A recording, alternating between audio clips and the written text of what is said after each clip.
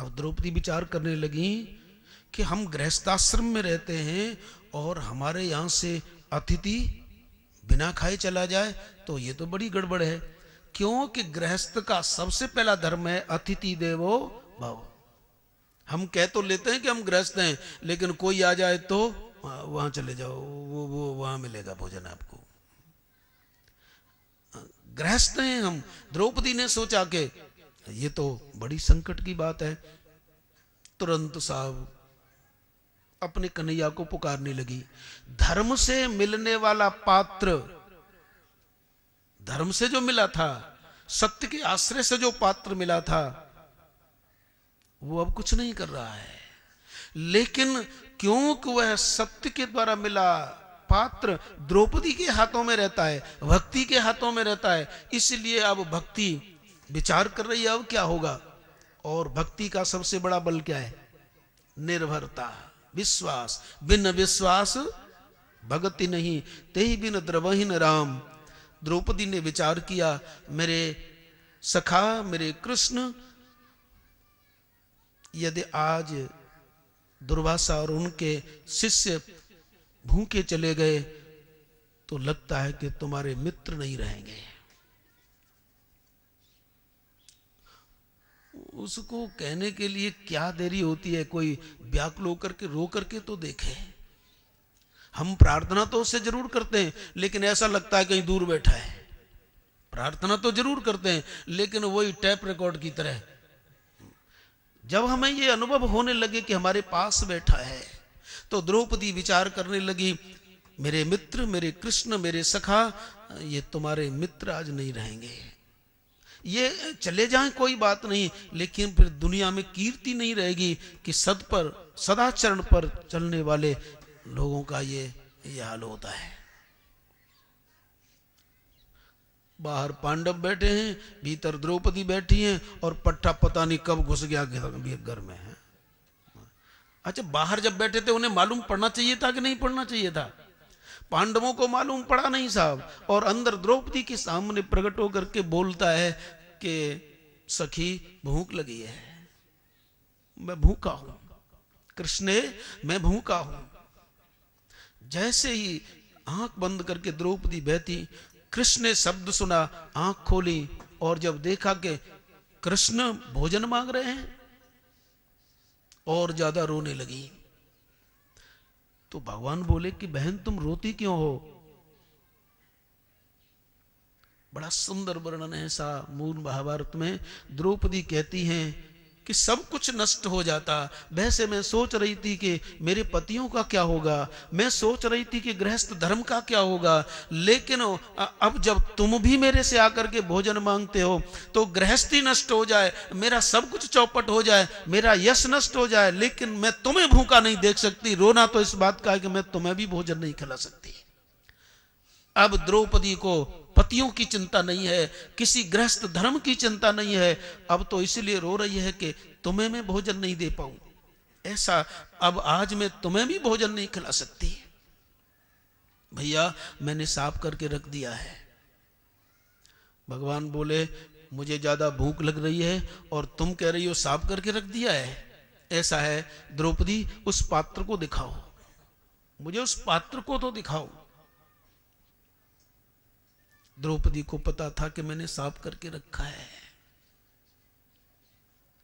लो आप सोच रहे होगे ये, तो द्रौपदी ने वह पात्र, धर्म से मिले पात्र को द्रौपदी ने पकड़ा, मैंने धो करके रख दिया है। धर्म से मिले पात्र को, साधन भक्ति द्रौपदी ने पकड़ा है और परमात्मा को समर्पित कर दिया है। परमात्मा ने जैसे ही उस पात्र को देखा,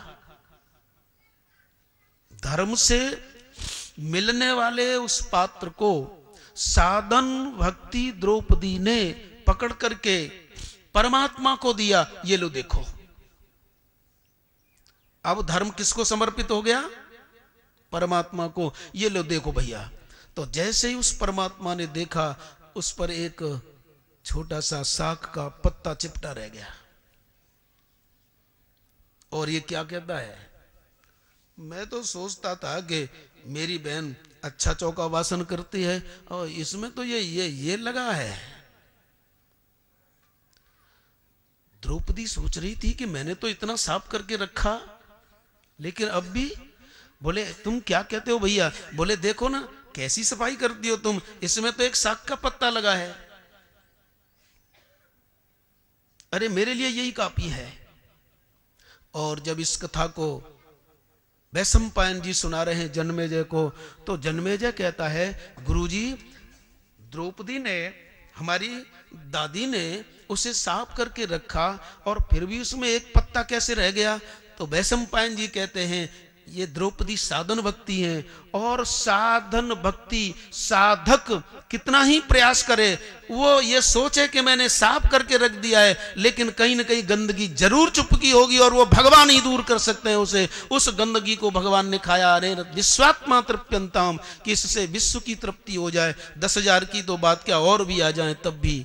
तो साधन भक्ति द्रौपदी है। उसे ऐसा लग रहा है कि मैंने बिल्कुल साफ कर दिया है। कभी कभी हमको भी भ्रम हो जाता है कि अब हम पूरे हो गए साहब, हमने बिल्कुल साफ कर दिया है, हमने बिल्कुल साफ करके रख दिया, हमें भी भ्रम हो जाता है। लेकिन जब उस परमात्मा के द्वारा उसका निरीक्षण होता है तो कहता है अरे पागल अभी गंदगी चुपटी है। जब परमात्मा उसे देखता है तो यह गुण साधनते तुम्हारी कृपा, पूरी सफाई तो साहब उससे होगी। अविद्या का पर्दा हम उठाएं, योग माया का पर्दा वो उठाए, फिर दोनों आमने सामने हो, हम तुम्हारे सामने और तुम हमारे सामने, इस तरह हो जाएं दोनों। तो धर्म के द्वारा जो मिला, धर्म के द्वारा जो मिला एक सीमित था, लेकिन जब तक वो परमात्मा के हाथों में नहीं पहुंचा तब तक तो बस एक सीमित। इसीलिए कहते हैं सर्वधर्मान परित्यज्य मामेकम, धर्म तो जरूर कर। युधिष्ठिर धर्मात्मा न होते तो पात्र मिलता नहीं मिलता, इसलिए धर्म तो जरूर कर। क्योंकि हमारे उपनिषद गाते हैं सत्यम वद धर्मम चर, धर्म का पालन कर। तो सो सुख धर्म कर्म जर जाऊ, जहान राम पद पंकज भाऊ।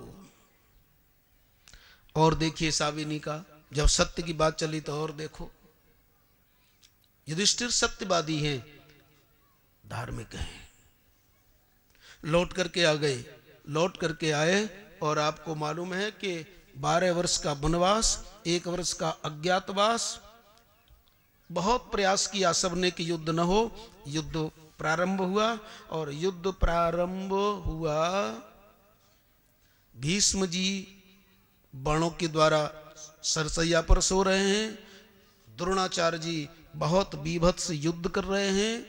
ऐसा लगता है कि ये भीष्म से भी ज्यादा भयंकर हैं। पांडवों की सेना तैश नैश होने लगी। युधिष्ठिर भगवान श्री कृष्ण की तरफ देखने लगे, अब क्या हो? तो भगवान श्री कृष्ण कहने लगे एक उपाय है, इन द्रोणाचार्य की मृत्यु तब हो सकती है जब कोई इन्हें सुनाए कि तुम्हारा अपना कोई निजी संबंधी मर गया। क्योंकि द्रोणाचार्य को ये मालूम था, उनको ये साफ था कि जिस दिन तुम्हारे निकटस्थ की मृत्यु हो जाएगी उसी दिन तुम्हारी मृत्यु हो जाएगी। जिसे तुम अपना मानते हो उसकी मृत्यु का समाचार, तुम्हारे निकटस्थ अपने की मृत्यु का समाचार जैसे ही तुम्हें मिलेगा तुम भी मर जाओगे। ये तो हुआ लोक पक्ष। अध्यात्म पक्ष क्या है इसका? ये द्रोणाचार्य कौन है? द्रोण कहते हैं घड़े को। द्रोण माने एक, द्रोण का एक होता है घड़ा,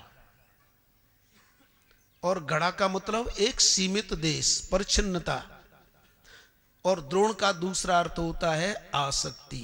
द्रोण माने घड़ा, द्रोण माने आसक्ति, और इसको सुधरी भाषा में बोलते हैं ममता। और द्रोणाचार्य को किसी ने क्या कहा कि जिस समय तुम अपने अत्यंत निकटस्थ संबंधी की मृत्यु का समाचार सुनोगे तुम मर जाओगे। किसी भी ममतावान व्यक्ति का यदि ममतास्पद वस्तु का विनाश हो जाता है तो फिर क्या होता है? गया ना काम से। चलो खैर वो पक्ष है, लेकिन आओ सर्वधर्मान परित्यज्य मामेकम शरणं व्रज, सत्य केवल अपने तक सीमित रहता है। क्योंकि अभी बताया ना कि धर्म स्वकेंद्रित, स्वजन केंद्रित, समाज केंद्रित, तो जब तक अपना धर्म स्वकेंद्रित रहता है केवल अपने तक, तो वह लोक धर्म होता है, और लोक धर्म शाश्वत शांति नहीं देता। तो भगवान श्री कृष्ण ने युधिष्ठिर से कहा कि मुझे मालूम है इनकी मृत्यु का पता, कैसे मरेंगे, तुम जाकर के कह दो कि अश्वत्थामा मारा गया। और अश्वत्थामा कौन थे? द्रोणाचार्य के पुत्र। तुम कह दो। भगवान ने कहा तुम कह दो। लेकिन युधिष्ठिर सोचने लगे, चुप हो गए, सोचने लगे कि मैं कैसे कह दूं। अब देखना, यहां धर्म का पालन तो है, लेकिन वो यश के लिए है। सत्य का पालन युधिष्ठिर कर रहे हैं, लेकिन सोच रहे हैं कि यदि मैं सत्य झूठ बोल देता हूं, क्योंकि अश्वत्थामा मरा नहीं, और यदि मैं झूठ बोलता हूं तो मेरा अपयश हो जाएगा।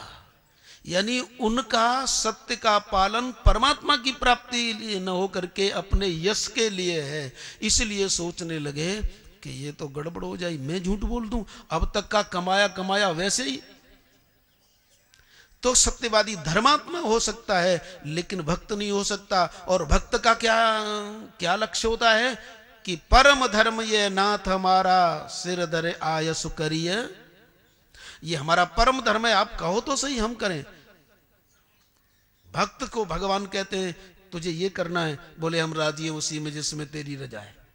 तो धार्मिक सोच सकता है, योगी सोच सकता है, तपस्वी सोच सकता है, परोपकारी सोच सकता है, क्योंकि ये सब धार्मिक हैं। लेकिन भक्त कहता है कहो तो सही, हम सब कुछ करने के लिए तैयार हैं, क्योंकि भक्त में धृति होती है। और धृति का मतलब, जो मनु महाराज ने कहा ना कि धृति होती है, धृति का मतलब है धैर्य। और धैर्य केवल ये मन सोचना कि सुख दुख परेशानी द्वंद्व आए, द्वंद्व आया, द्वंद्व आ गया, और उस द्वंद्व में यदि आप निर्विकार हैं तो आपका धैर्य पक्का। यदि ये जो आपकी धीरता है, मजबूरी है, तो वो धृति नहीं है। अच्छा जाड़ा पड़ रहा है साहब, और बेबस होकर के हम सर्दी को सहन कर रहे हैं, तो ये धृति है कोई? धृति का वास्तविक लक्षण बताया है कि भक्त की धृति का स्वरूप है कि वह सुख दुख ही नहीं बल्कि मान अपमान में भी सम रहता है, इसलिए उसकी वो धृति है। तो आइए, युधिष्ठिर सोच रहे हैं कि यदि मैं झूठ बोल दूंगा तो मेरा अपयश हो जाएगा। तो युधिष्ठिर को अपने यश की चिंता है कि भगवान की चिंता है?